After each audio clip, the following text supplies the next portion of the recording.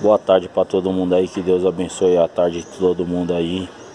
Tô mexendo num Renault Sandero aqui, ó, 3 cilindros, deu problema na bomba d'água, ela não vaza, ela fica fazendo barulho.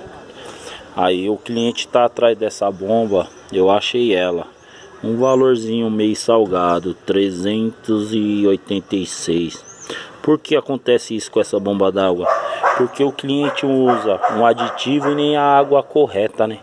Aí o que acontece? Estoura a bomba d'água, estoura radiador. Eu vou mostrar a bomba d'água para vocês aqui, quem não conhece, ó. Aqui é a bomba d'água dele, ó.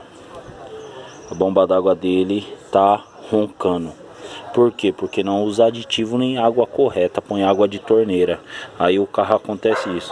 Quem tiver um carrinho desse ou outro modelo de carro, faz a revisão certinha aí, ó. Troca água, coloca aditivo, faz a revisão, manutenção básica, que você vai ter um carro aí para muito tempo aí, ó.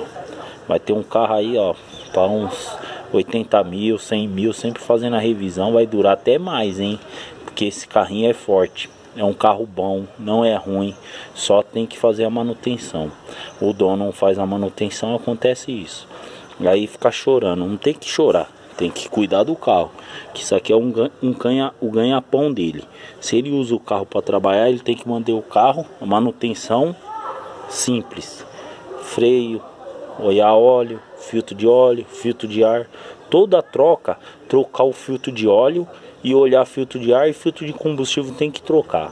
E sempre colocar aditivo, completar com água sem cloro, porque a água da torneira não presta.